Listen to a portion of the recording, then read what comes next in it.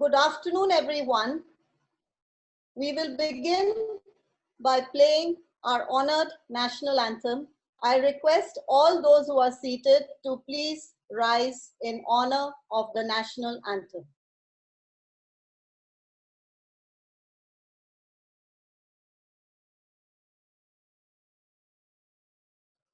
आपसे निवेदन है कि कृपया भारतीय सांकेतिक भाषा में भारतीय राष्ट्रगान के लिए अमिताभ बच्चन और चिल्ड्रन विद डिसेबिलिटीज के साथ खड़े हो जाएं। पृष्ठभूमि में लाल किला है। स्क्रीन पर 3 जेट विमानों का धुआं नीले आकाश में भारतीय तिरंगे झंडे सा प्रतीत हो रहा है।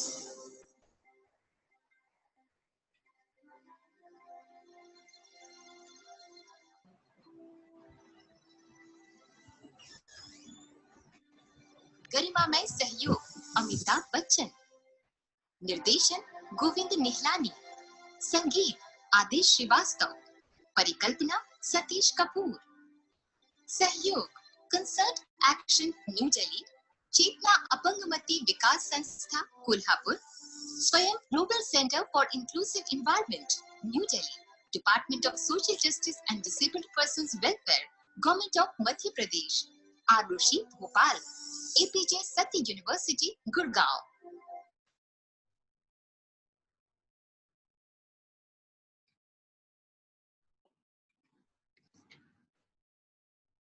Thank you, everyone. Please be seated. A warmest welcome to everyone from the Department of Human Development, Nirmala Niketan College of Home Science, affiliated to the University of Mumbai. Welcome. एक मिनट सचिन एक minute Sachin ने क्या request भेजा था कि I repeat, please participants, please mute yourself. Participants on entry. I start again. A warmest welcome to everyone here from the Department of Human Development, College of Home Science, Nirmala Niketan, affiliated to the University of Mumbai. Welcome to the first event of our motivational and inspirational webinar series, O2, Overcoming Obstacles. I'm Dr. Anuradha J. Bakshi, Department Head, and I'm here today with my colleagues, Ms. Rhonda Devecha, who's also the talk show host for today, Ms. Payal Maheshwari, Dr. Kamini Rege, Ms. Khyati Sampat, Ms. Brenda Fernando, and Ms. Gulnaz Engineer. And also a team of outstanding student volunteers. Our event today is part of the contribution that the department staff and students wish to make during these unprecedented, challenging COVID times. Our intention is to remain connected, to participate in a community that builds and shares strengths. We are here to support each other's resilience. Some of you were with us on the 17th. With God's grace, we have overcome that temporary technological hurdle and obstacle, and here today we are bigger and better.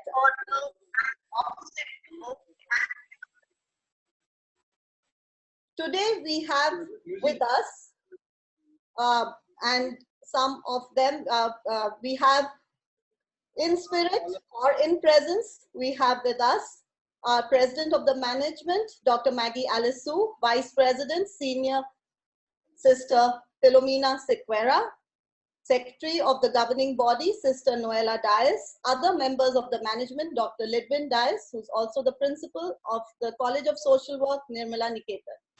We have with us our beloved Principal, Dr. Geeta Ibrahim, our guest speakers, Ms. Abigail Vaz, Ms. Francisca Philip, and Ms. Kinjal Shah. We have all our enthusiastic participants who make this event meaningful. We will start with a prayer. I now request Ms. Brenda Fernando to share a small prayer. Thank you, Dr. Bakshi. Now let's place ourselves in the presence of God. Dear God, thank you for all the blessings you have bestowed on us. We offer ourselves to you during this webinar. We ask your blessings and divine providence that we will be effective and the objectives we have set may be achieved. Thank you for making it possible for us to be worthwhile in these challenging times.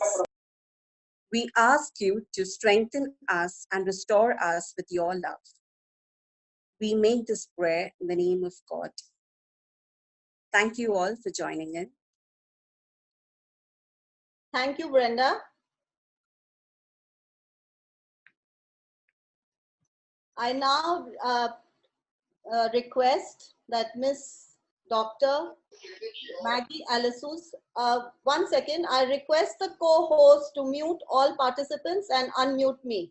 I request participants to remain muted while the session is on. I also wish to announce co-hosts. Kindly continue to admit people during the transition times, not when someone is speaking. I thank you, Brenda, for the prayer. And I will now request Dr. Maggie Alisu, but I am not sure whether she is here. So I will request Ms. Payal Maheshwari to read out the message she has sent to us. Is Dr. Maggie here, co-host?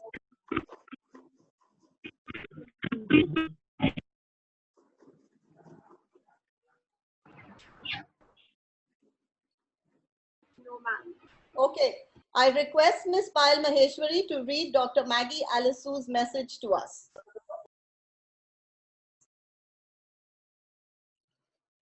Is Ms. Payal Maheshwari here?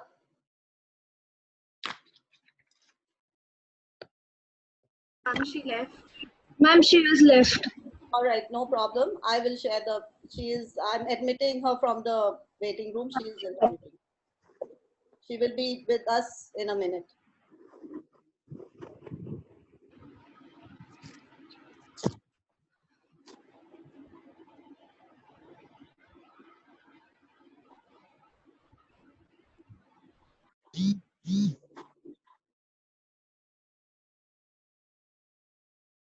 Co-hosts, I request you to continue to mute others and unmute the person speaking. Is Ms. Payal with us here now? Yes, yes. Ms. Payal, may I request you to share Dr. Maggie Alisu's message? Yes. Message from Dr. Maggie, President Nirmala Niketan Institute. I convey my best wishes to Rhonda and the speakers. Congratulations, Dr. Anu and the whole department for taking such a wonderful initiative during the lockdown to motivate students, teachers, and like-minded people. Thank you, Dr. Maggie, and thank you, Ms. Payal. Thank you so much to Dr. Maggie and to Ms. Payal. I now request our principal, our esteemed principal, Dr. Geeta Ibrahim, to share a few words of encouragement. Thank you, Dr. Anu, and a very good afternoon to all of you, dear friends. On behalf of the College of Home Science, Nirmala Niketan, and the Department of Human Development, I welcome you all to this afternoon session on overcoming obstacles. Very rightly coined, O2, oxygen essential for life, and O2, overcoming obstacles. I congratulate Dr. Bakshi and her team of dedicated teachers and very enthusiastic students for organizing such webinars. I especially would like to appreciate and special mention of Ms. Rhonda, who has been very passionate over the years in organizing such inspirational and motivational sessions. It's not only during this time, which is online, but even during offline, when we were actually present in college, she has seen to it that every year she would be getting such wonderful people to inspire and motivate the students and all of us. I'm sure by the end of today's session, we would definitely be moved emotionally, but lifted spiritually and inspired multifold to thank God for all that we are blessed with, and get immense courage to face all the obstacles, small or big, that come across in life. I thank the resource persons who would be sharing their experiences with us, and I wish each one of you immense strength, love, and resilience, especially in these hard times. I wish you all a very good session this afternoon and look forward to many more. Thank you so much. Thank you, Dr. Anu. Thank you so much. Yes. Thank you, Dr. Geeta. I now request Ms. Jayati Gala, advanced student in the department, to introduce our talk show host, my dear colleague, Ms. Rhonda Devecha. Ms. Jayati Gala. Yes, thank you, Dr. Bakshi. Good evening, everyone. It's my great pleasure to introduce to you Mrs. Rhonda Devecha. Ms. Rhonda is an assistant professor in the Department of Human Development at the College of Home Science, Nirmala Niketan. She has been teaching since the last 25 years, that is, since June 1995. She provides a lot of community service through the church, one of which is providing service in Sunday schools for children with special needs. She is also talented in the area of music. As a professor, she uses various creative techniques to teach her students during her classes. She is extremely passionate about the field of psychology, and she tries to integrate psychology in her daily life as much as possible. She also writes about her daily experiences through the eyes of a psychology teacher in her blog called Rondicologist. Positive psychology is an area very close to her heart, and in fact, that is the main reason for today's talk show, Overcoming Obstacles. Thank you. Thank you so much, Jayati. And we are ready to hand over the platform to Rhonda. And we wish Rhonda and the speakers all the best. In the meanwhile, we will admit everyone who is waiting in the waiting room. I suggest that please admit all dear co-hosts. Over to Rhonda. Thank you, Dr. Bakshi. Thank you, Jyoti. And greetings to our very dear principal, our members of the management, our guest speakers today, my entire department staff and students who have made all this possible today, and all of you, our participants and viewers. Am I audible firstly? Yes, you are. Okay, thank you. Now, an important question. Have you ever gone through difficulties in life? You may think the answer is a simple yes or no. But actually, the answer lies in how you define that word difficulty.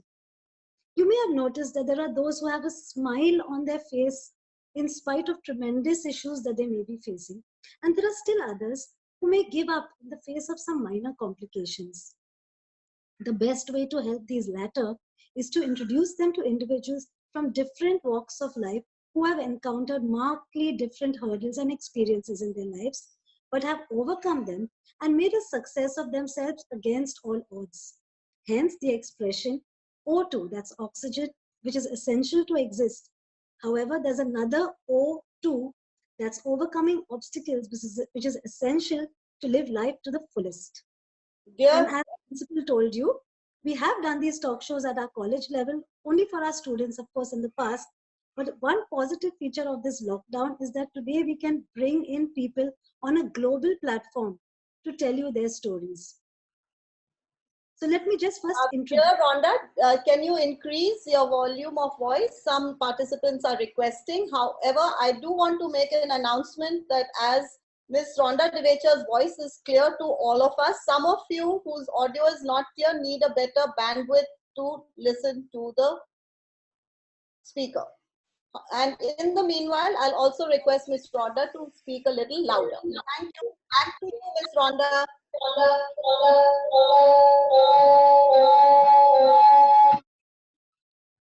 Okay, thank you, Anu. I will try to speak a little louder.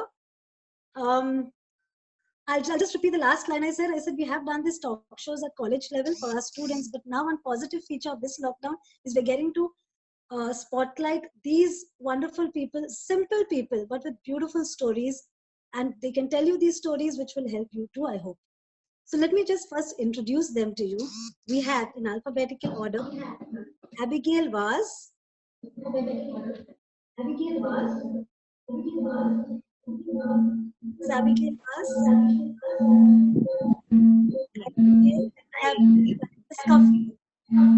One second, may I interrupt? Rhonda, may I interrupt? Can you not touch the device because there's some echoing? Okay, all right. Over to Miss Abigail. Francisca Philip.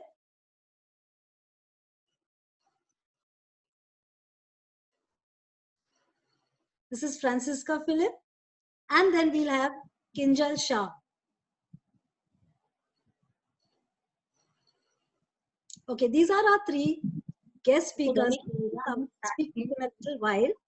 But one thing I want to tell you, in fact, in order that today's session may be helpful to you, as they share their life stories with us, try to identify and focus on what has got them through that experience. Before we call our guests, one important detail I'd like to share with you is that there will be a question answer round. All the speakers finish speaking. So I request you to post your questions or comments when you think of them in the section, or either register participants. Or different dance form. Can I now call upon Abigail?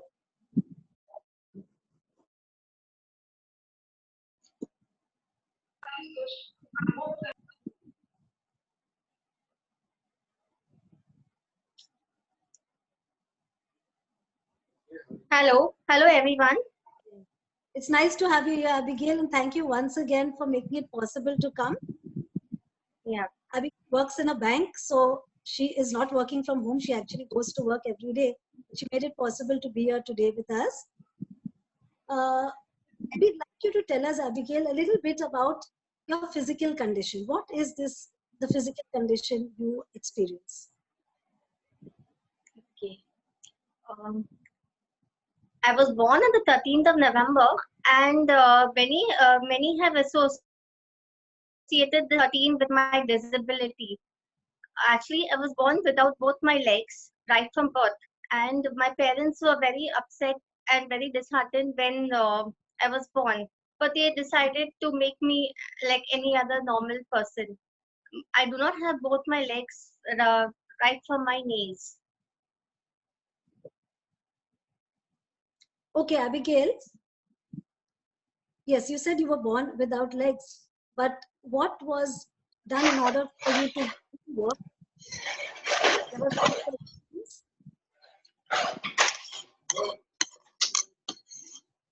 Hello. Hello, can you repeat the question? I can't hear you. You said you were born without legs. Yes. That means that your parents did everything possible. So tell us what.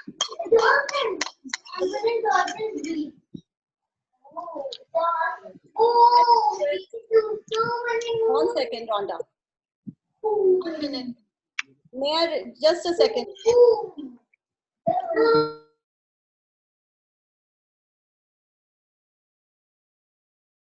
Okay. Rhonda, can you repeat the question? It was not clear. Question, and I have a big request to all our participants. Some of you are saying you all can't hear, but I think sometimes maybe there's a problem in your audio because most of them can hear me. One more thing, try to keep yourself muted because then other people cannot hear you. And no, sorry, they cannot hear me because they can hear other voices going on in your house. Okay, please keep yourselves muted throughout this talk show so that you can really enjoy it. And later on, when we have our question answer round, like I said, that time you can unmute yourself when I tell you to. So please keep yourself muted right now. I'll repeat the question to Abigail. Abigail has a physical condition, she said, that she was born without legs. But probably the audience are wondering how you move around because you said that the parents made it possible for you. So very briefly, tell us what your parents have done. Pictures of it. Yeah. Rhonda, 1 second. There's also a request for some Hindi. Okay, so I will share this main question in Hindi or explain. So, Miss Abigail, उनका जब जन्म हुआ, उनके टांग नहीं थे. Please continue, Rhonda. So what special arrangements were made so that you can learn to walk?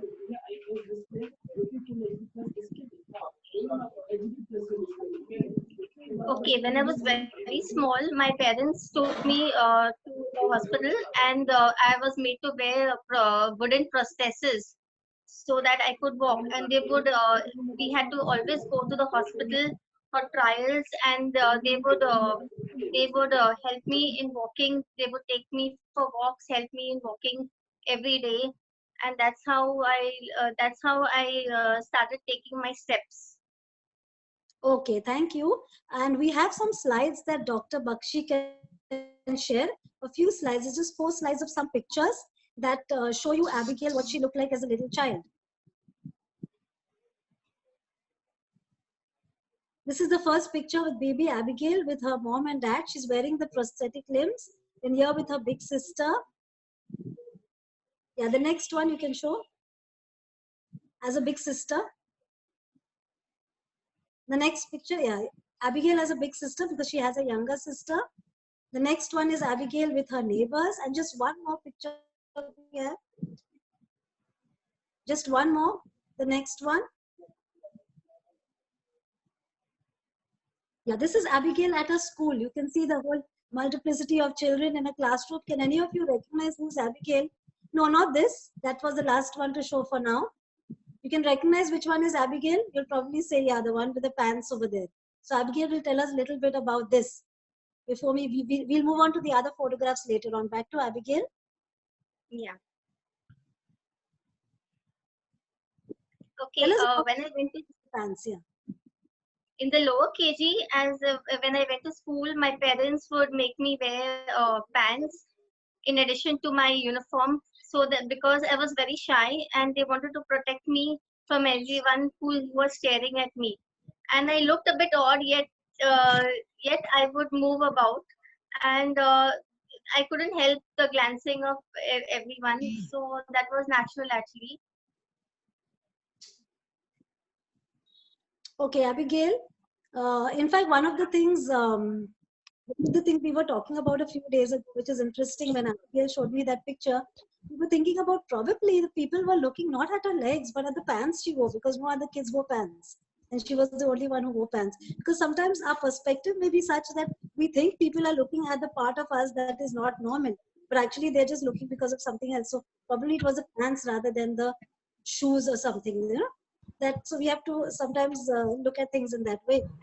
Now, Abigail, yes, tell us some challenges that you went through as a school child when you were little, as a little girl in school.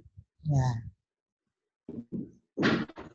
The challenges which I went through in school were like I had to walk to school. That was one big challenge, and also I couldn't.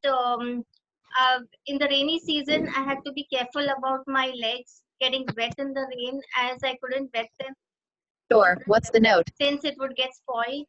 That was another challenge for me. And also to run and walk about like other children during the PT period and all, that was another challenge. What I felt. So tell us now, what did you do to overcome these challenges? That is more important. You did something. In school,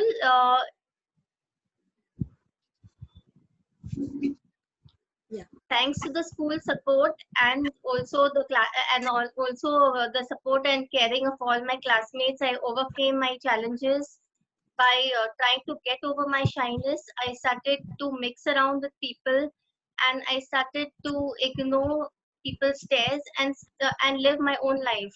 And I wanted to be happy, so I started to get out of my shell. That's what I felt. Yes, I think that's a very important aspect of this, Abigail, to share with everyone, because there may be people listening to us who also don't have their limbs or whatever. There's some difference. When people stare at us, sometimes probably we just have to get used to it and say, I love the word you use. I have to get on with my life. Just ignore the stares. I have to do what I want to do. That's beautiful. Now tell us, Abigail, when you grew up, you went to college as a young adult. What were some things that went through your mind at this time? When I went to college, I would like to look normal, and so I started craving for attention. I would like to beautify myself, like to put on makeup a little, and I would try to get attention from others. I wanted to be like normal like others. And I wanted to wear normal and fashionable shoes, which I couldn't. So that was one of the issues what I faced. Yeah, and you said one thing that you wanted to be normal.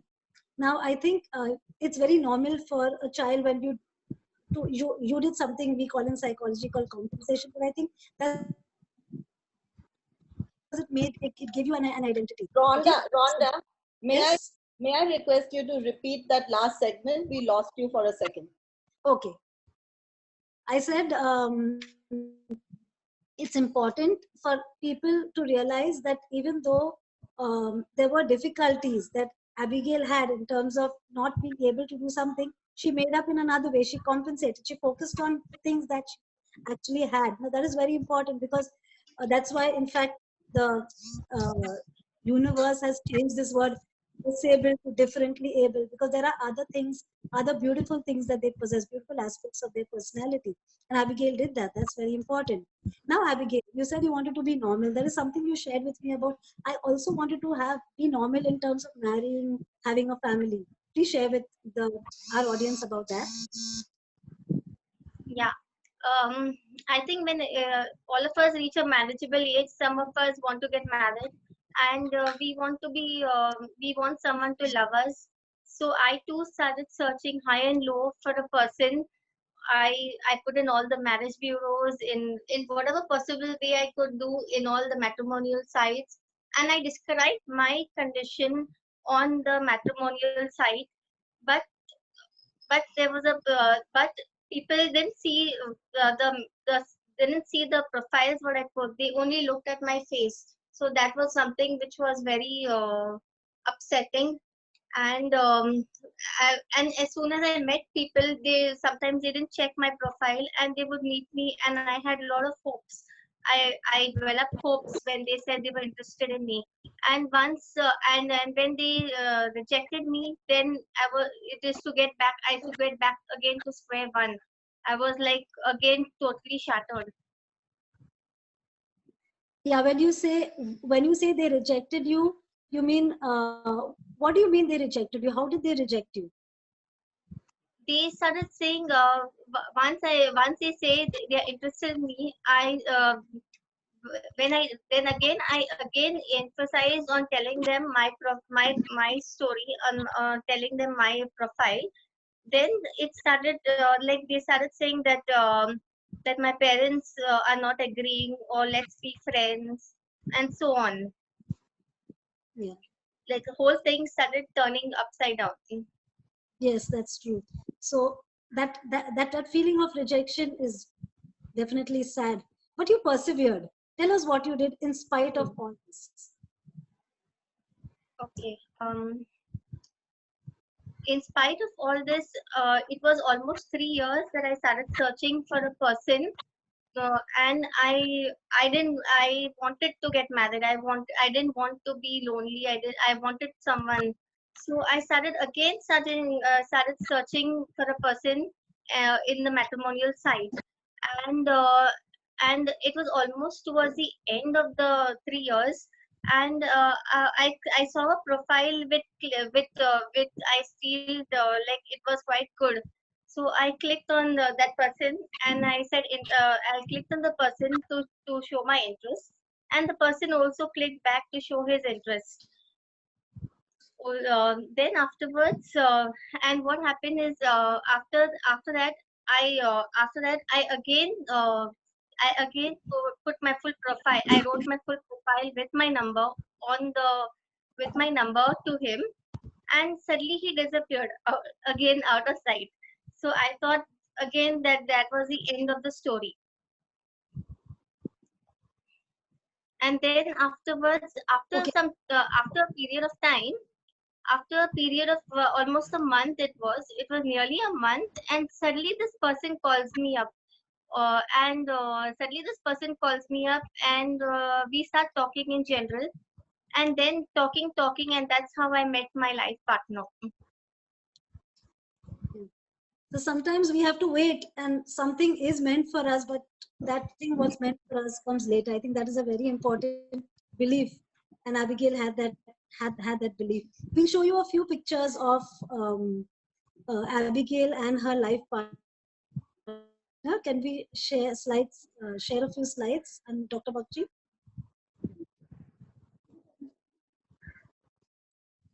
This is Abigail with that time her fiance Oswald. He's here very much watching program today with us. Then the next one.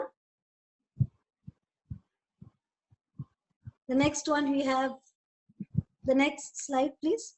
Yeah, this is Abigail wedding bells when Ozzy and her finally got married. And one more slide. Yeah, just this last one for now. Abigail and Oswald on their honeymoon. Okay, since you've shown this, it's fine. We'll talk about then Abigail during her pregnancy. Okay, we'll go back to Abigail now. Abigail, yeah, and yes, it's beautiful that you succeeded in finding this life partner who you have been with for several years now. Tell us about any challenges you may have had with regard to the marriage and then the pregnancy after that. Okay. The challenges what I had to go through of pregnancy was when I was pregnant and when I was admitted to the hospital. When I was admitted to the hospital, when I was inside the hospital, like I could make out that there were every now and then new nurses coming to see me, and then I felt that they were not coming to check on me, but they were coming to look at my legs. So then I was feeling a bit obvious, and but then I decided to let it go.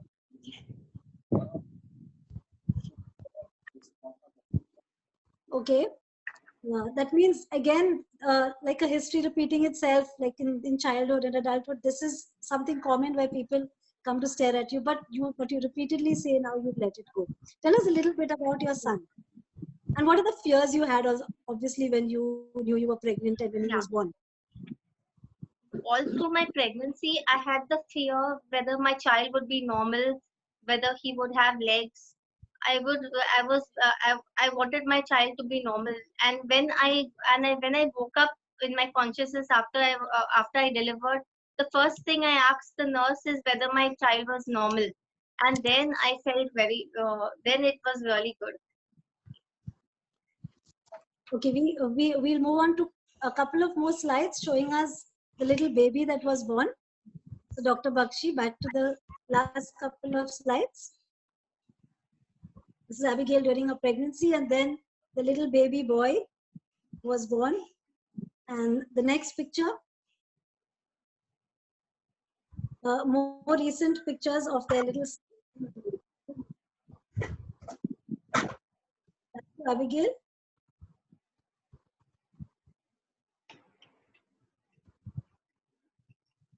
Thank you, Dr. Bakshi. Back to Abigail.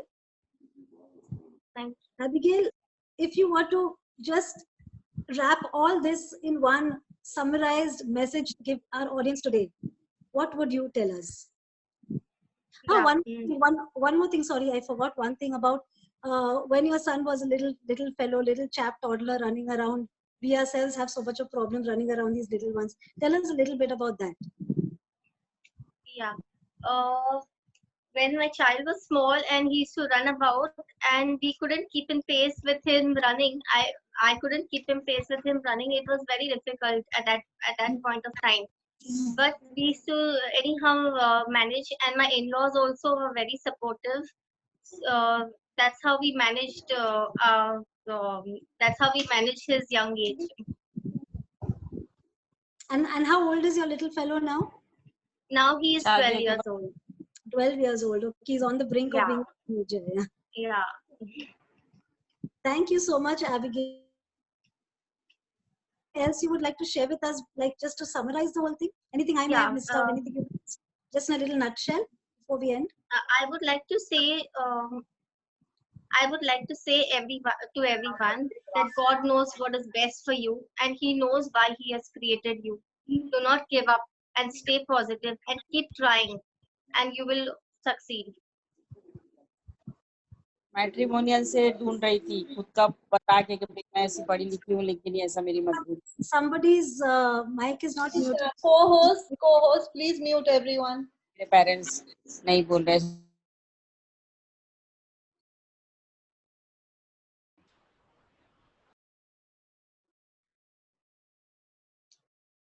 Okay, thank you.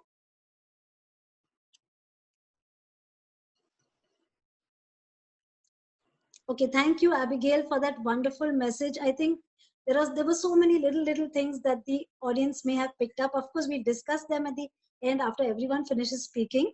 But if there's still anything you all want to ask, please write it in the chat section.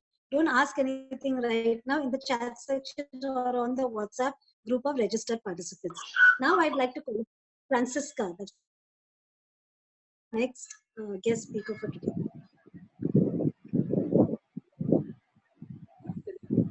Hello, Francisca. Good evening. It's nice having you here today. Thank you. Francisca, is Francisca audible? Okay. I'd like to, you all have just seen Francisca's face right now. I'd like to share a few slides just to show you what, before Francisca shares a story with us, we'll see a little bit about Francisca several years ago.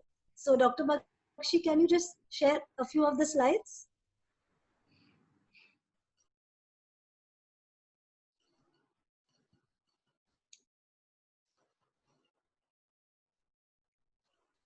Yes, this is Francisca. You will see her on her wedding day, and the newly married Francisca, very, very pretty. Francisca, very pretty, all in magenta. And then the next slide, please. Just this slide, no more slides after this, but right now you'll see Francisca. Yes, she is a lawyer. She's an advocate. She's a practicing advocate. In these pictures, you see her as a young advocate. Back to Francisca now. We'll share more slides later on. Yes, maybe you can tell us a little bit about your story. A young advocate who started working so many years and used to travel from the suburbs into town every day. Tell us most about this, what happened to you and why we have called you here today. Good evening, everyone. Thank you so much for having me here. Well, I live in the suburbs and I travel by train to Churchgate and to my office at Nariman Point, where I'm a returner in a legal firm. So I have always been traveling in the ladies' compartment. So it was on July 13, 2009, in the morning, I got into the train at Malad station, obviously to go to Churchgate first.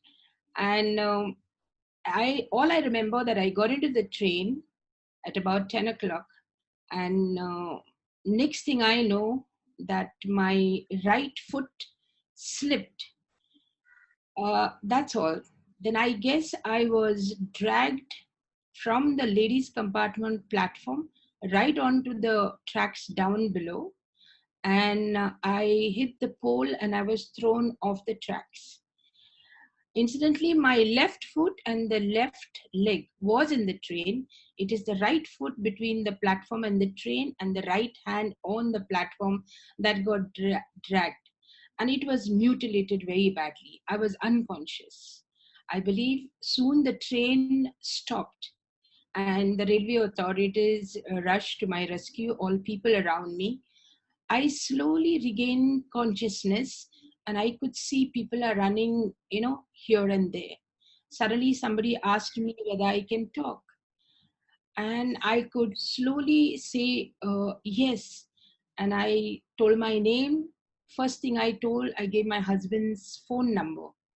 And then I told them, please give me my bag. The phone number, the mobile phone is there. Call him up. That is the number I gave. Then I also asked them my court files, my files which I was supposed to take to the court were there. So they said, yeah, all the bag and everything is around.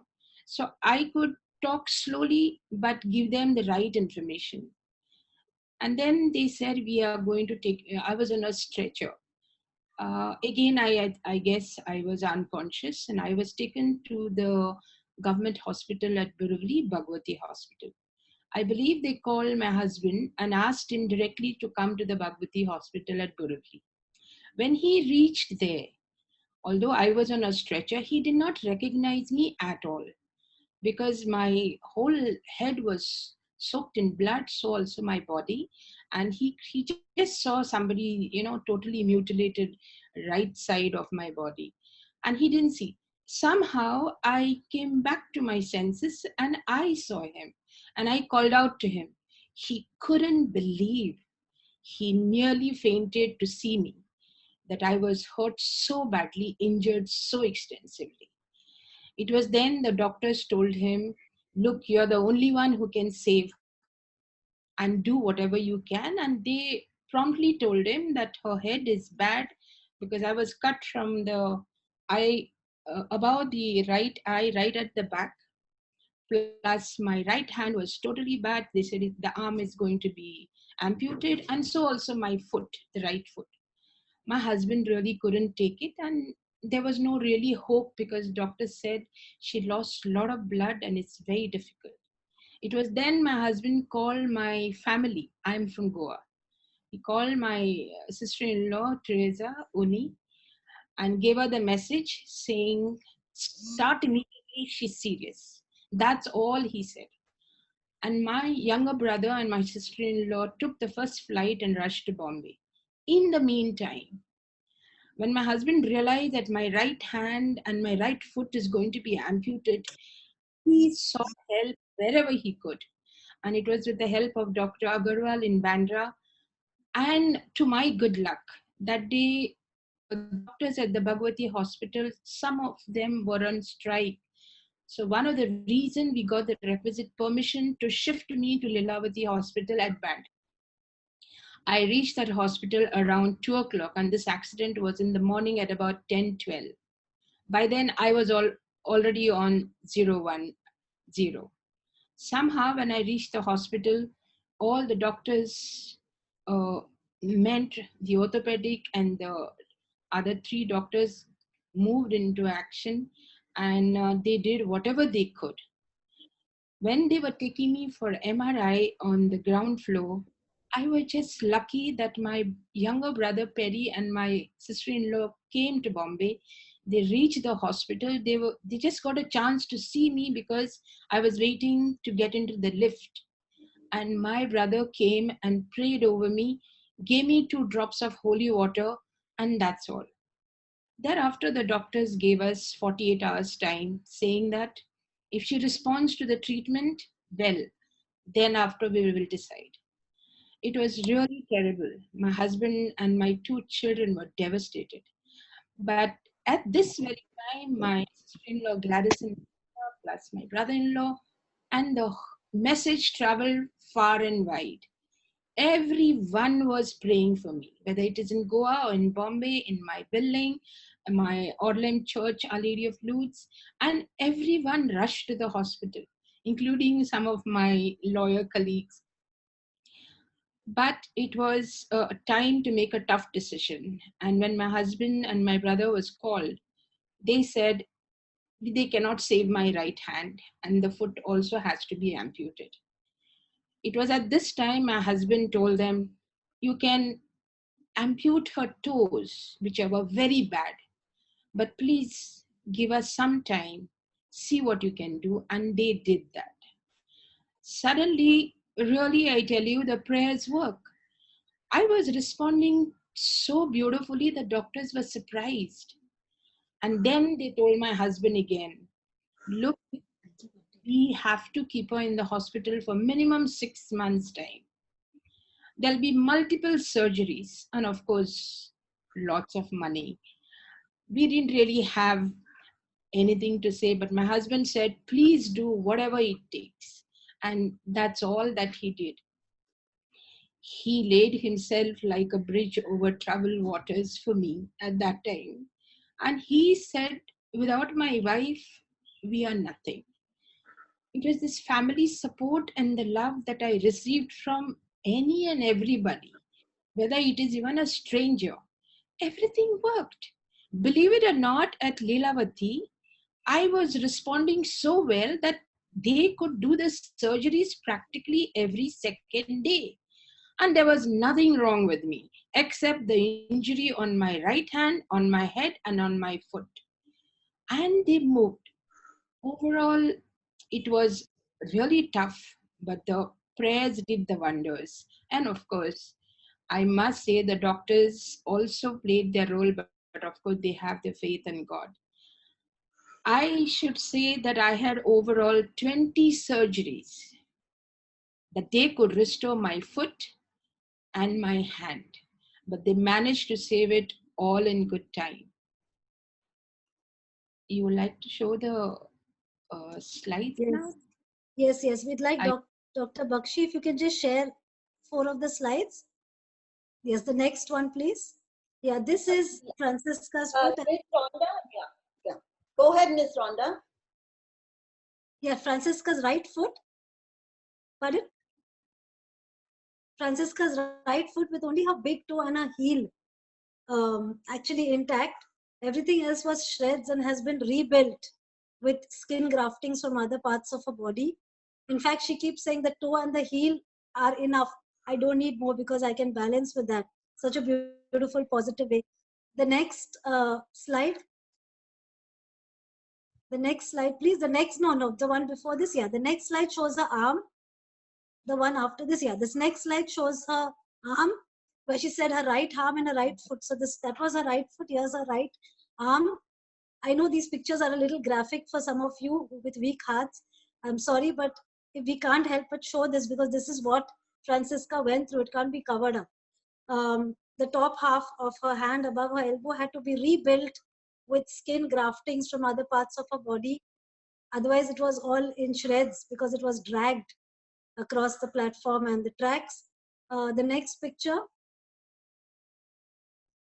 picture shows her thighs where the graftings, the skin graftings were taken from.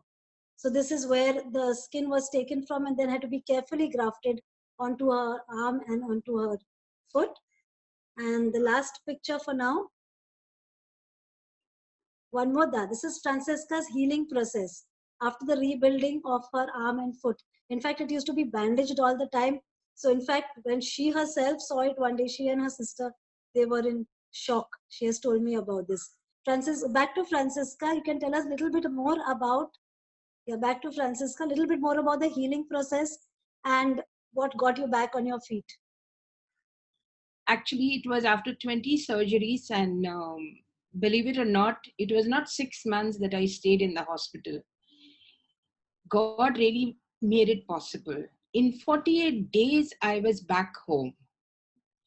Where is 6 months and where is 48 days? And believe it or not, when I reached my building where I reside at Rajendra Vihar, That was the only time I cried because everybody in our building was there down to welcome me back. I couldn't believe that I was loved by so many, so much. And God's grace was with me. I am so very grateful to everybody. And when I reached home, then the healing process began. And of course, I was in bed for about 6 months. That is, the accident was on July 13th. I came back home on 27th August. And thereafter, I took my first step on 3rd December 2009. That was the feast of St. Francis Xavier. I could walk in the house, and I went to my neighbor's house to tell them, look, I can walk. And then, of course, the weight was too much and I still had to be strong. So I was in bed for another couple of months with physiotherapy. But by God's grace, by 2010, April, March, I was able to walk myself. Though doctor had told me that I will never be able to walk, and that's how the wheelchair was provided since. And I cannot wear clutches also, since my right hand is literally joined in such a way that I can do work and it's not straight. So I'm basically 64% disabled. So therefore the right hand is very difficult. And the healing process, I should say that it is very tough on the family. While I had a smooth journey, you can say, in the hospital, even at home, but all the trouble, my husband and my 2 children, including my in-laws and all those who were helping me, took it. My family in Goa were constantly, and everybody was rushing to Bombay every now and then, and I couldn't imagine that I could see so many people loving me unconditionally and only praying. Everyone stormed heaven so much that I recovered surely. But it was also attempt on my part. I felt when they are doing so much for me, God help me to walk, and I managed to work. So when I bounced back and I started walking a little, I went back to the railway station to thank the railway authority, and I met the station master. When I went there, my daughter with me, and I just said, I've just come here to thank, and I took some sweets. So they said, for what? I said, no, I met with an accident some time back, about, I think, 8-9 months back. And I just want to thank you for all that you did immediately, and I'm here. So suddenly one of the person working there got up and he said, lawyer in white shirt on 13th July? He couldn't believe I was sitting in front of him, and he immediately pulled out the file and told me, my goodness, you got your hand and you can walk. That was something I always live with. They were very happy that I went to thank them. But believe me, it was a timely help, timely everyone's prayers and love from everyone that helped you. And today, although I really bounced back and I'm back to work and I travel in the same compartment, of course, in the handicap compartment, I tell everybody else, do you know things happen for a reason? God has his own plan.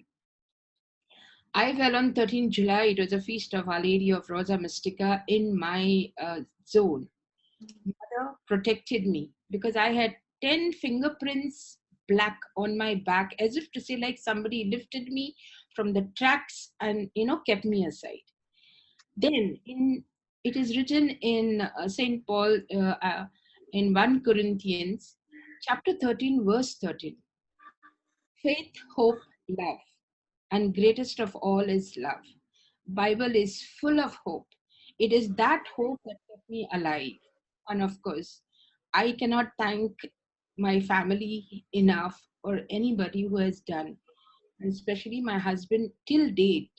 There is nothing that I have to think of because he knows I'm, little handicap. I have difficulty. Things are just done. Really laid himself like a bridge over troubled water. And with the help of my 2 children, bounced back. I now travel in the same train, in the handicap compartment, happily and without any hassle. Thank you so much, Francisca. I think your story is so inspiring. People are, I'm just reading the chats also as it goes through. They're so inspired. And some of the beautiful things you said, of course, I don't have to repeat it. It was so beautifully emphasized. But there are some photographs also we have to share with everyone else about Francisca healing process and going back to work. So, Dr. Bakshi, can you share the last few slides with us?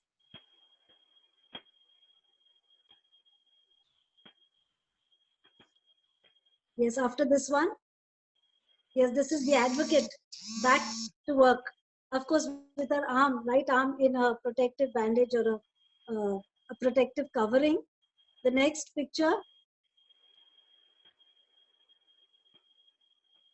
This is adjusting to life, doing all things. Here she's plucking a mango from the tree. And of course, this is her elder sister who helped a lot around the house. You'll see a lot of family support in this family and many families where these difficulties do emerge. And the next slide. This is what Francisca's arm looks like now, because most people wondering, what does it actually look like? Are you ever aware that scars tell us such a story? And these are beautiful scars because they tell a beautiful story of survival. Yes, they are beautiful. The next one. This is Welcome Home, Mama. The family had made a poster for her to Very beautiful. back. It said, God is good all the time. Through the darkest night, His light always shines. Yes, irrespective of your religion, people of all religions, irrespective of your religion, it's the spirituality that is so important. And that's what kept Francisca and her family going. Of course, here we also have Francisca posing in front of that poster more recently after that. Okay, back to Francisca. Thank you so much, my dear Francisca, for sharing this. In fact, I am Francisca's neighbor and neighboring building, and I was also traveling by the same train that morning on 13th of July 2009, and the platform was crowded, and we were wondering what was the crowd. And later that evening, we came to know, they said there's some accident, kuch to hua, and daily when there are accidents, we just wait because trains got delayed and all that. But later on in the evening, I came to know who it was. I didn't know her at that time, but we just got to know who's Francisca. And yes, what she's saying is very true. The whole community prayed together continuously. And I called her to college. She started walking somewhere in 2010, and she visited our college from Malad to Churchgate in 2011, September. She came and shared her story with our students. We had the first O2 in 2011. Abigail, Francisca was there and some others, where she shared her story. She actually traveled all the way. She had started working by then. So thank you once again, Francisca, for coming and sharing this awesome story with all of us. And Yeah. I just want to say a few words. Yes, sure. Well, it is wonderful to share this story, no doubt. But I just want to say, first, everything is possible when you love God. Yes. And it is more important that you love your family. And it is my family that stood by me through thick and thin. Actually, through suffering, we find solutions.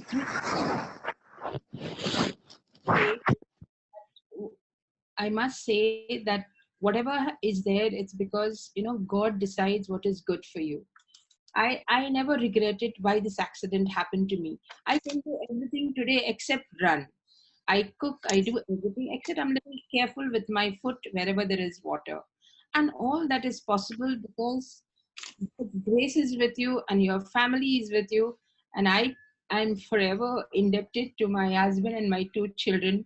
And my brother Perry is constantly in prayer, and my family in Goa. I'm really very grateful for each one of them. Also, there is a little, remember that when I was in the hospital, my niece told me that, Mashin, this is like a event management. Everyone is sitting in the hospital. You have so many visitors. They had to manage everyone, send up for 5 minutes, call them back. And my brother-in-law, Albert, who is no longer now, was very very obedient, and he was sitting whole day in the hospital while my husband did all the errands possible. I am really grateful to everybody, including my lawyer colleagues, my office. It is a law firm where I was retained. Luckily, I managed to continue to work, and I am basically a litigation lawyer. So I traveled right from Kalyan to Panvel if necessary. So for me, trains are the most important, and I love it irrespective of what the situation is, because that's life in Bombay. Well, I really want to thank Rhonda and the team for giving us this opportunity. We can inspire.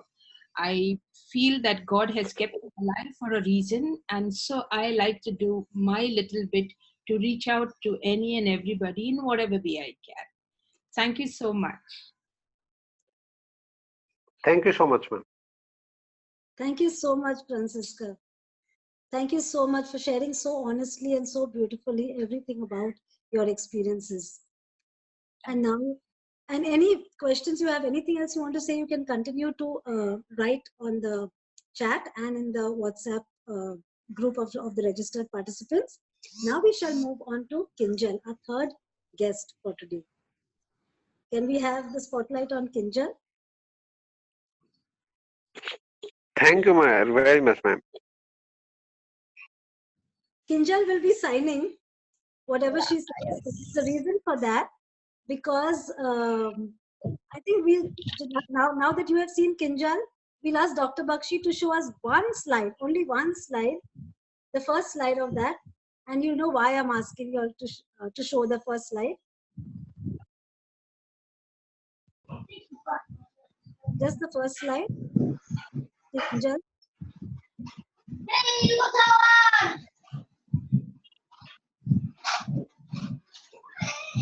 Just the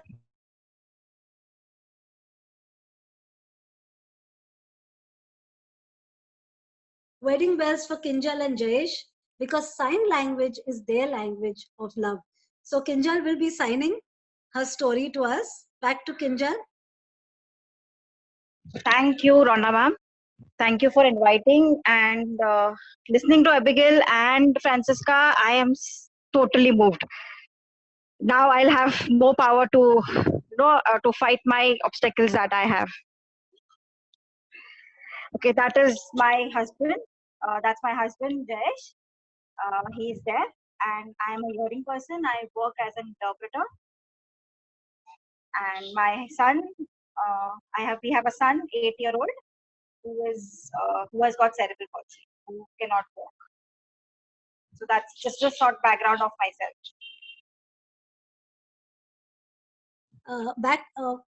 I'll just clarify the question one more time. Yeah. Thank you so much. Yeah, Kinjal, like I said, will be signing because her husband and I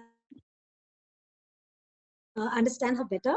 Kinjal, now tell us a little bit about your life after you finished graduation. What did you do after graduation, and what led you to meet this wonderful husband of yours, Jayesh? You can. Yes, I finished my graduation from Nirmala Niketan College in the year 2003. After that, since that time, there was no masters in the field that I had selected, that was CRM. So I had to look out for something else, and I was more interested in teaching, and not just teaching special children. So I was actually just looking out for something where I could get to teach them. And I had a friend in college who had done sign language, had learned sign language earlier, and she dragged me to the sign language course. And I was like, the results are not out, there's nothing to do. So I just joined in the course. It was just a 3-month course that I joined in. And the teachers there, what was more surprising was all through our childhood when we are studying, we are normal hearing people. And these people who are teaching us are also normal hearing. All our school, college teachers are hearing. They can hear, they can speak well. But the sign language class, what was very surprising was that all the teachers there were deaf themselves. And they were standing there and teaching us. That was like a turning point. I had decided the first day of the class that I decided that I am joining this. I cannot go anywhere else. This is what I had decided. So then I joined the sign language class. I finished there were 3 levels of the course. I finished 2 of them. And then I found that that college also had a B.Ed in special education for the HIs, for hearing impaired. So then I joined there. I have a few friends also from my B.Ed and my college days here in this meeting right now. So when I joined B.Ed and the sign language classes both, that's where I met my husband. Okay. Hello. Okay. Yeah. So now everyone knows where you met your husband. Now the fact that you all were in the same class and you all moved around, so you fell in love with him. What were some challenges that you may have encountered during that time? Were there any challenges, maybe family related? And maybe you can tell us about that and also how you overcame those challenges. Okay, so my husband was in a different class, not in the same class, because he was learning, he had grown up in Gujarat and he was learning English there, and I was learning sign language. So we were in different classes. But then as a part of the course, we had a lot of outings where that is a way to learn sign language better. So we had a lot of outings. That's how I met him. He is deaf. Okay, he cannot speak, he cannot hear. And there are few who can use a hearing aid. He doesn't use a hearing aid because it doesn't benefit. So we both used to communicate in signing.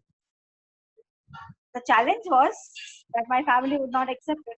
It was like a big thing. My family had no deaf people I never had seen any deaf people. And to marry somebody, a deaf person, that was a very, very, very big thing. So my family did not agree. His family had a different perspective. They were like, you are deaf, you are, that the term we call handicap. So if you are handicapped, maybe she is also handicapped in some way. She's not telling you, maybe she's hiding it from you. Those were the points that were told to him. But he said, no, there's nothing like that. And then I had to fight with my family kind of around for 5 years. But it was decided that we are not going to run away and marry or nothing like that. We are going to get the family accepting it. So then finally, after 5 years, he had his business. He was into cloth business that he was doing, and everything was fine. Even the community wise, everything was the same. It was the same community that we belonged to. So that was not an issue. There were 2 issues. One was that he was there, another was he was not educated. He was just 10 pass. So for my family, who focused a lot on even girls to be educated, this was not accepted. They were like, no, he's not educated. You have your B.Ed, you are planning to do your masters, so not possible, right? But then somehow with my friends from my college who were doing B.Ed or who were doing sign language, my sign language teachers, and my cousins, a few of my cousins were very supportive. They supported me, and then we fought over it for 5 years. And then after that, the family agreed, and that's how they got us married then, with a proper marriage types. Not that he's being looked upon down or anything. He is equal to all the son-in-laws in the family. Yeah, and once you get married, it's wonderful that you somehow or the other got the the permission of your parents and family, and everything went well. Now what happened when your little baby was born? Tell us a little bit about that. Yeah, so after I got married, I had a cyst, so I was advised to not conceive for the next 2 years.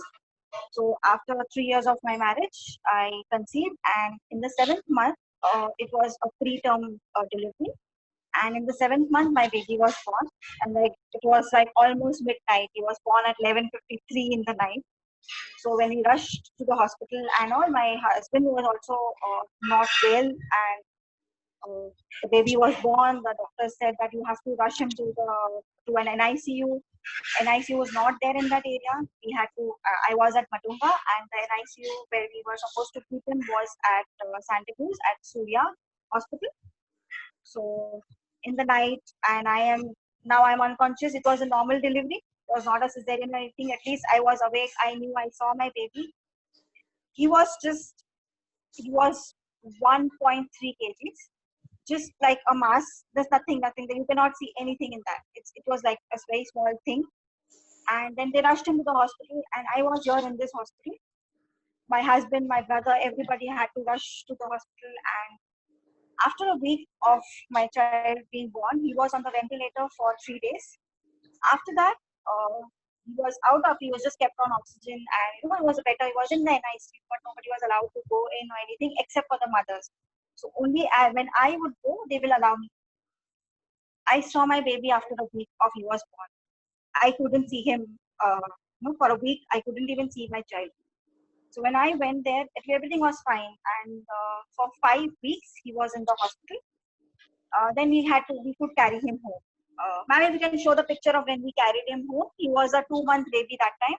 Yes, Dr. Bakshi, the next few slides. Thank you so much. Yeah, this is the next one.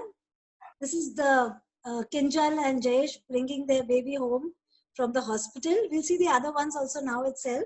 Yeah. The next one. This is their Vihang, like she said, who has cerebral palsy, but what he looks like more recently. That's all. Now we'll go back to Kinjal. Yeah. So when after that, when because he was in the NICU, and I did not have this worry of if he was born deaf, because I myself, I agreed to the way of teaching through sign language, and I knew the methods and all. So I was not worried about him being deaf. I was okay with it. The family, the whole world around was getting worried that if the child is deaf, then what? But me and my husband were okay with it because we knew what to do about it. But he was not, when he was born, the tests and everything was done. He had proper hearing. He had eyesight was clear. Everything was fine. After the age of 1, we found out that he couldn't crawl. So because he was born early, the progress, the milestones were a little late. He sat late. Everything that he did was delayed. Everything was delayed. So when at the age of 1, when we went for a normal checkup, the doctors at Surya told us to go to a center and get it checked for maybe cerebral palsy, because the muscles were tight and he was not crawling. So then we got and checked it out, and they told us that he's got cerebral palsy and he has to have therapy. Fortunately, it was just the lower limbs that was affected. So the hands and the brain and everything was fine. He was a very early talker. Maybe he didn't walk, but he was a very early talker. At the age of 1, he was speaking a lot of words. And he was signing as well. He signs as well now. So the hands were not affected. A little bit now that we see in writing and recording. So now cerebral palsy, and my husband being there to explain him that the child cannot walk. He may be till the age of 15 or 18 or God knows till when, and the therapy has to go on continuously. Was a very big, it was like a challenge to explain the family. Then they'll, all sorts of people will come and tell us to go to this massage thing is there, and this acupressure is there, and lots of things.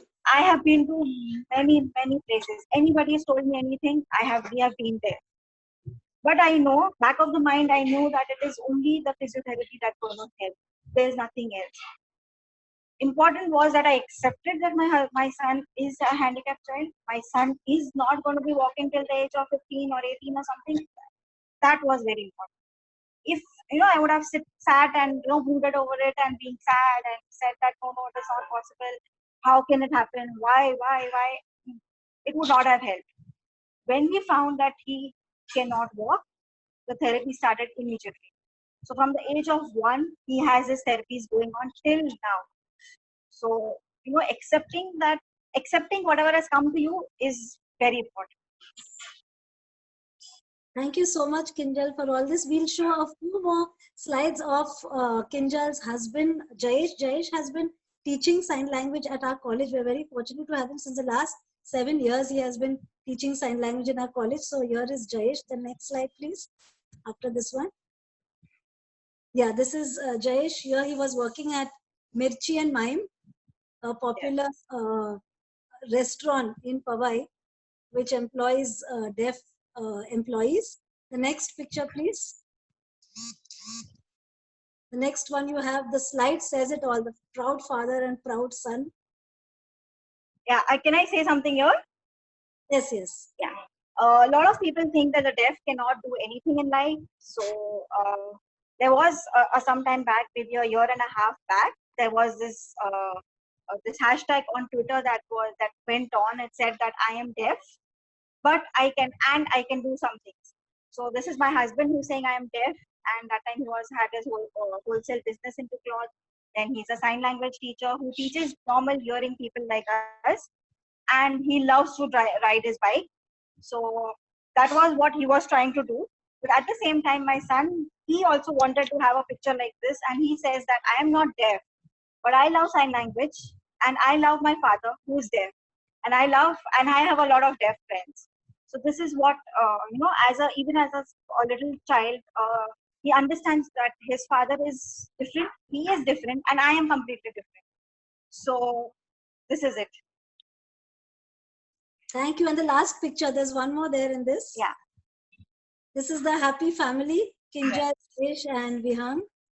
This is for a cricket match that we had gone, and I try to put him in things which so that he doesn't feel anywhere low. He doesn't feel that I cannot do it. So if he's playing cricket, we hold him from behind and he hits it with a bat or something. If he's bowling, then he has a walker with him, with which he walks and does things.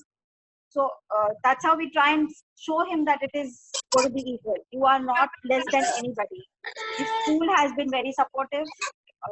He's got, he calls himself Bahubali.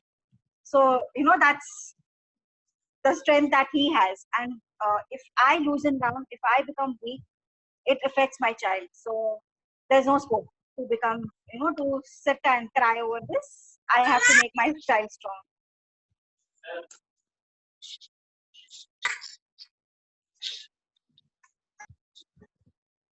Okay, thank you so much. Thank you so much, Kinjal. Now that our three guests have spoken, maybe Dr. Bakshi, if you found any questions that you feel need to be answered by, there are a lot of comments I've been reading more than questions actually in the chat, but comments we'll keep for later. But are there any questions that any of us, as mainly our three guests, should answer? Dr. Bakshi? So it's not really a question. Some participants want us to share the link of the recorded session later. So we do want to announce that we will be placing the video of this session on the Department of Human Development Facebook page as well as on a Yahoo account. We'll be sending you all details later. We invite questions now. So is anyone wanting to ask a question? May I invite... there is a question from Cresilda, I think. Yes, co-host Cresilda, can you... There is the question. Read on the chat. Hi, Rhonda. Thanks so much. But fantastic so far, and kudos to all the three of you. We've learned a lot. Okay, just give us 1 second. Co-host, please. Do you have your video on? We would like to spotlight your video. What happened? Right. Yes, okay, go ahead. Yes, please. Yes. Congratulations to all of you, and thank you to all our speakers of today. Really inspirational. We learned a lot from you. We'll carry it forward in our lives and to the ones we come across with. Can you give us a message for, since I'm a teacher, just asking you, can you give us a message for the students of today or for the kids of today? What would be your message, especially in this lockdown period, to the kids of today? You want any particular person to answer that, Cresilda, or any? I ask all three of them because they're all coming from 3 different perspectives. So it would give us a wider array. Thank you so much. Well done.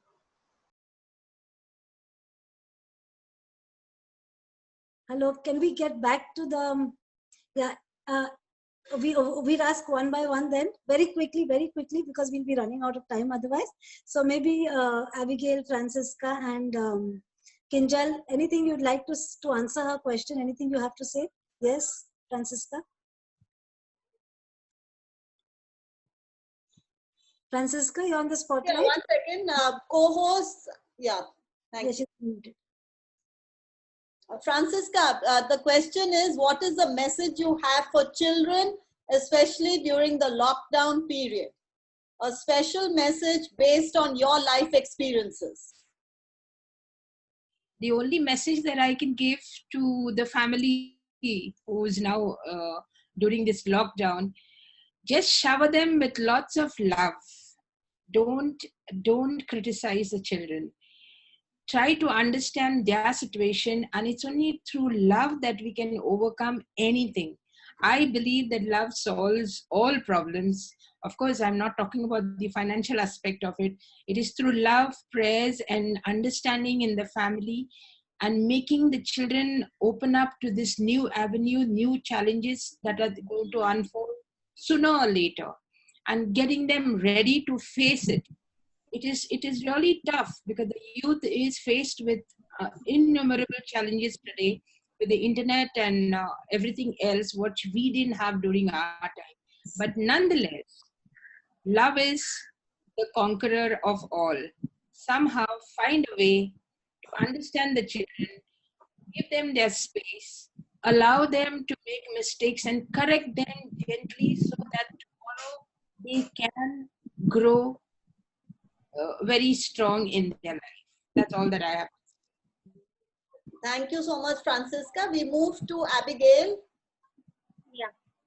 Thank you, Abigail. The question I repeat is, your message for children during the lockdown period, given your life experiences.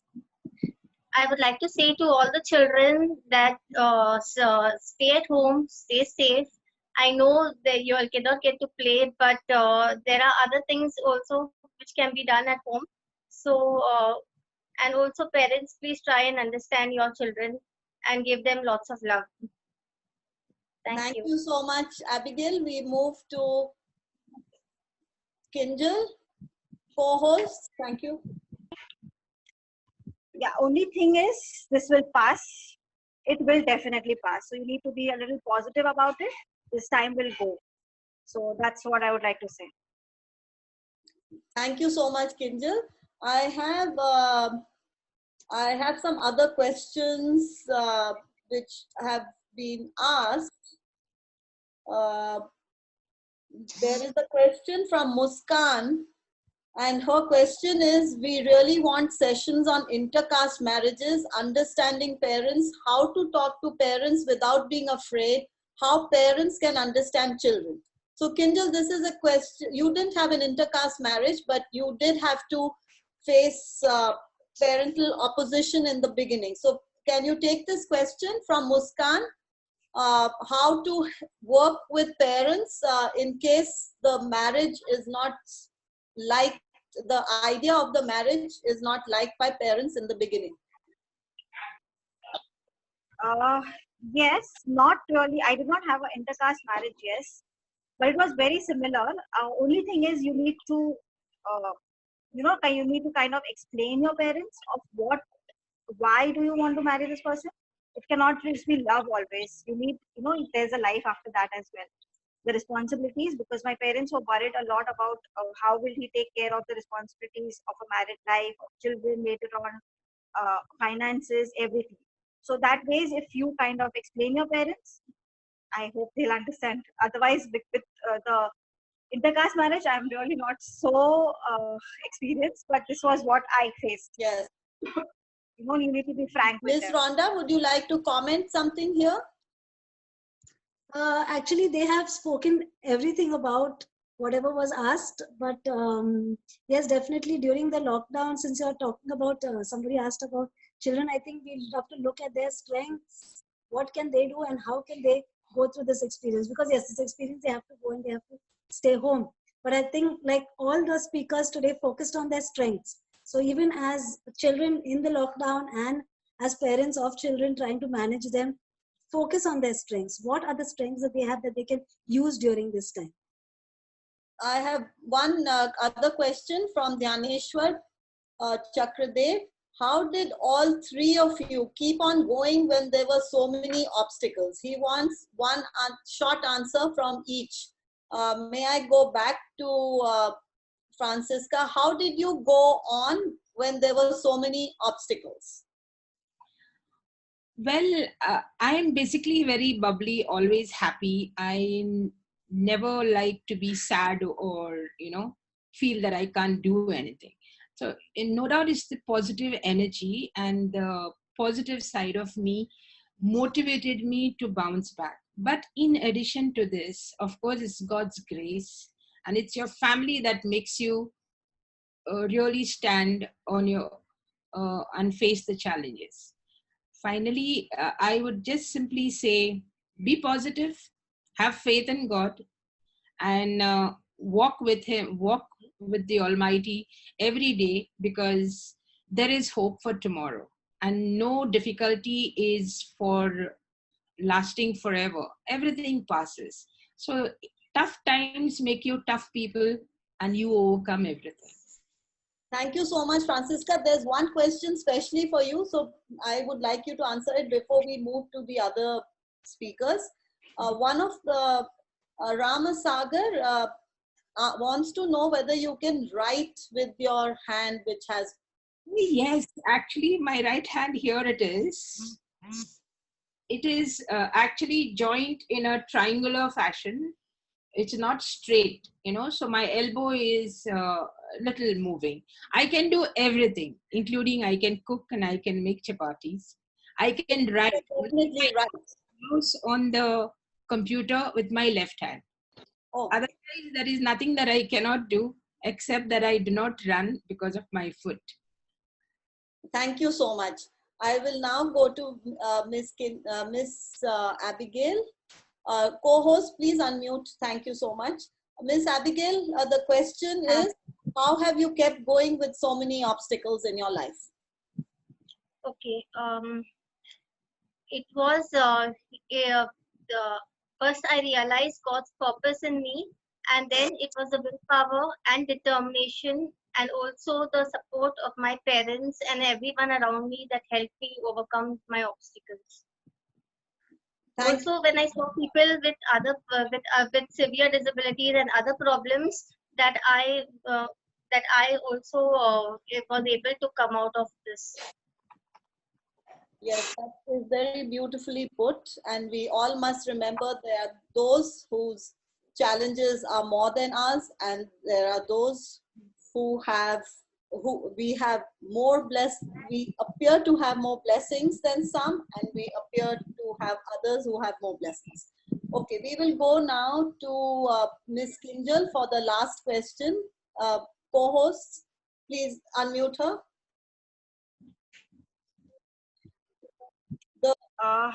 My mom has this thing of whenever I had been feeling low or something, my mom always says that this will pass.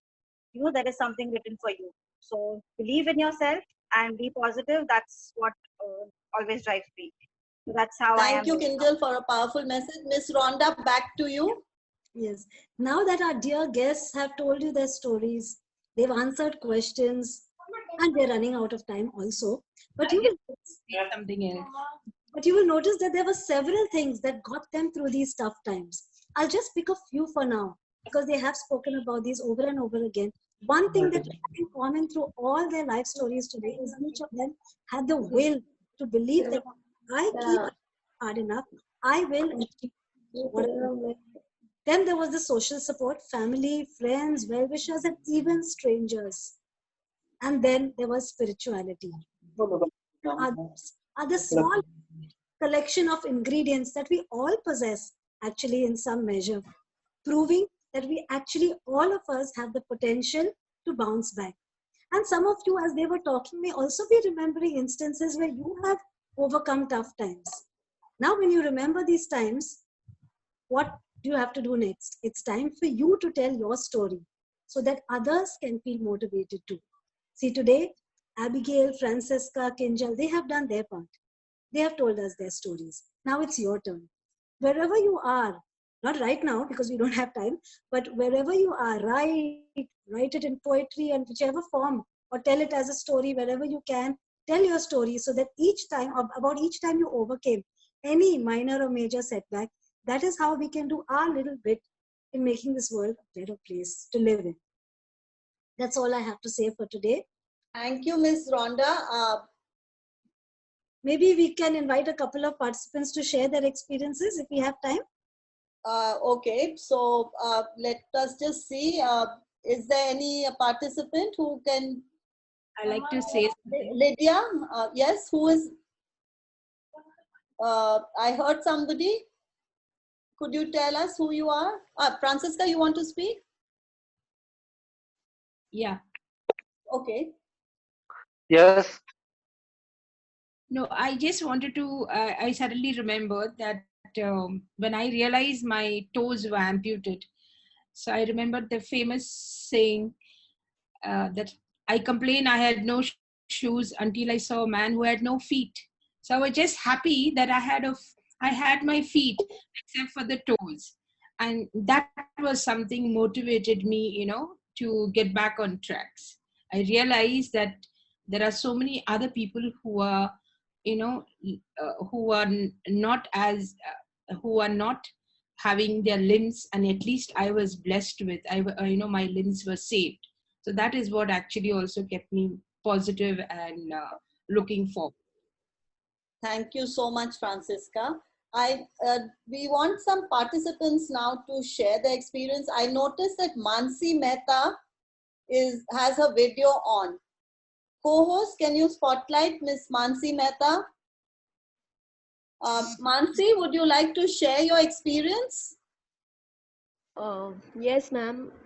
Actually, I have done masters from our college in 2010. I had actually not cleared my thesis because of certain things that were not allowed in the research to be done. I had done that.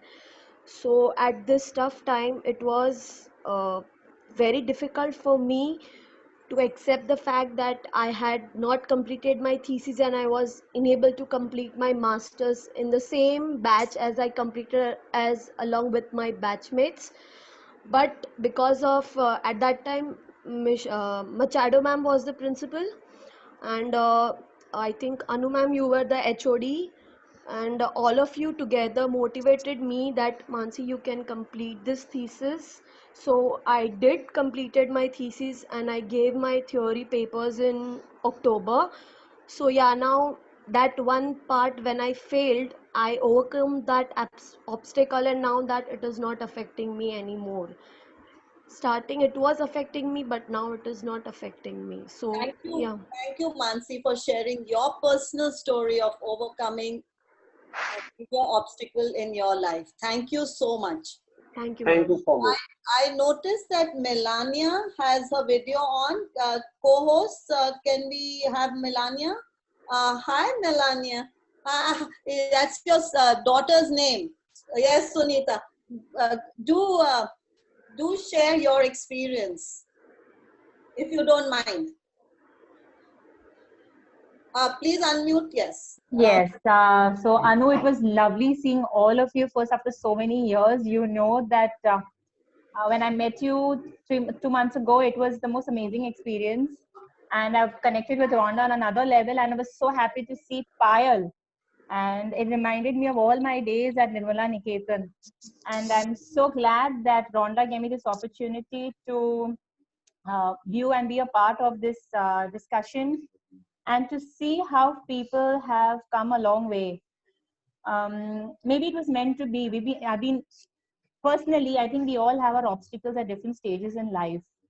And every monthly challenges, weekly challenges, daily challenges, hourly challenges. But at times, there are at times where you feel you are absolutely useless. And this was a feeling that was there for the past few weeks. It's like when you put your hand into a jar, into a cookie jar, and you find that empty feeling. You don't feel anything inside. But when you hear stories, when you hear incidences about people who have come a long way, who have put their faith, trust in God, and never gave up the will to do, and base their life on faith, on prayers, nothing is impossible. I would always say take baby steps and that's what has happened. And Francisca's story touched me the most, because when you live with something that you have, and then when you don't have it, and you feel you're going to lose it, is like it jolts you in a way.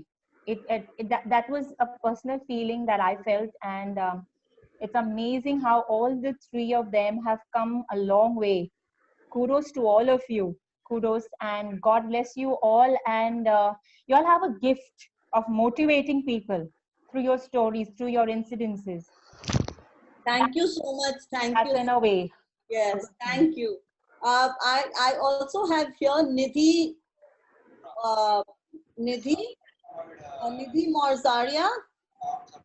Would you like to share? Thank you, Nidhi. Would you like to share a few words of your experience? And then we will have to go to the vote of thanks, I do believe.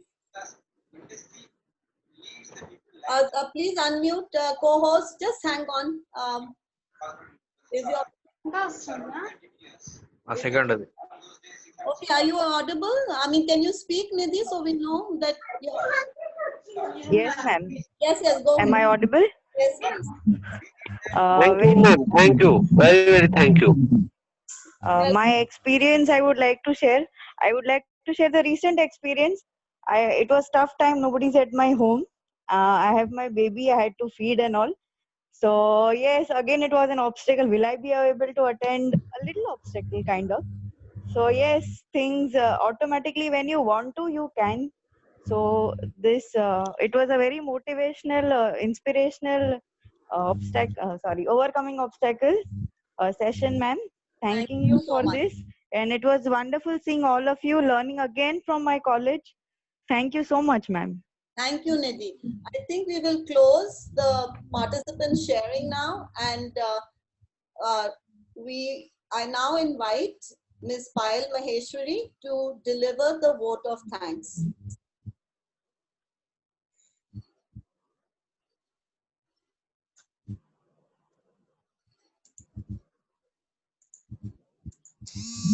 We are ready for you, Ms. Payal. Feedback form will be provided last. It is indeed my honor and privilege to extend my gratitude to all those who have made the program happen and are responsible for its success. I foremost thank God for giving us the strength to host these human development series events and the session on motivational and inspirational talk, especially in this grim and a little uncertain COVID-19 situation. My heartfelt gratitude to our three resource persons, Miss Abigail, Miss Francisca, and Miss Kinjal. You three were the perfect speakers to begin our series of motivational and inspirational talks.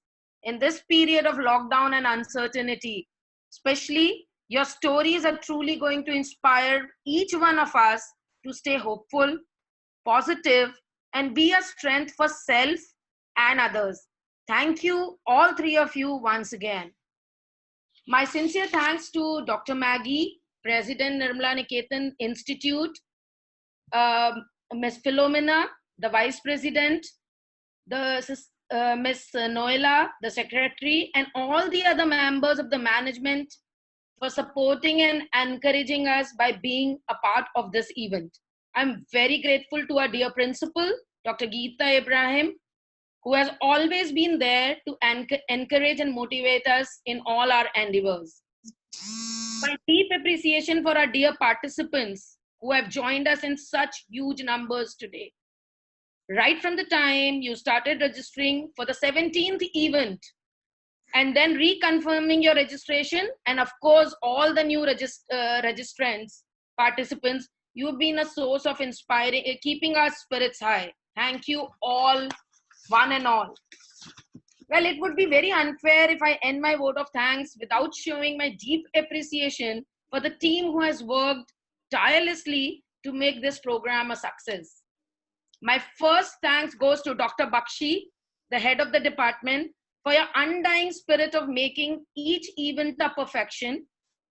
And especially for this event, your perseverance and constant follow-up with the Zoom team which led to the creation of a bigger platform in terms of number of participants, wherein we could take so many more than 100.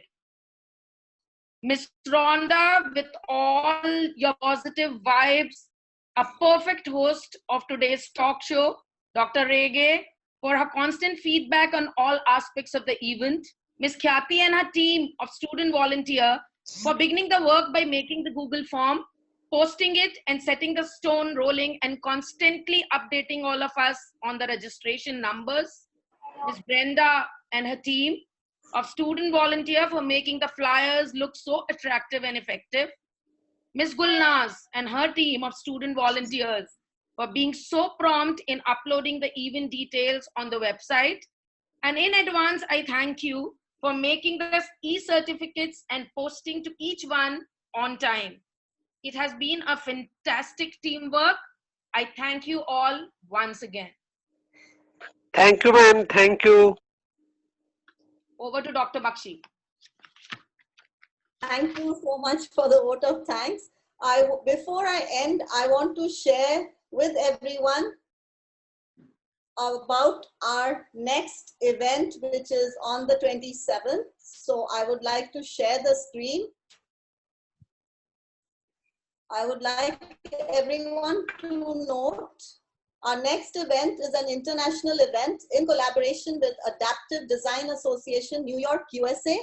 We are showcasing award-winning NGO or non-profit organization based in USA that is in the disability sector.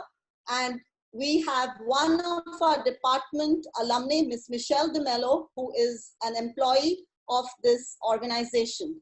So we want to share, this is our very next event, creating accessibility for inclusion through adaptive design, interaction with staff of Adaptive Design Association, New York, USA. Our next event, therefore, is on Wednesday, 27th May, from 4:30 to 6 p.m. on platform Zoom, and we will have 500 participant capacity. I will again thank Rhonda, the three guest speakers, the participants, and everyone. Ms. Pyle has already done that, so I don't need to say anything, but thank you, God. And as per the safety guidelines that MHA has issued, I will now end the meeting. Thank you, one and all. Thank you, ma'am. Very, very thank you. For arranging this meeting.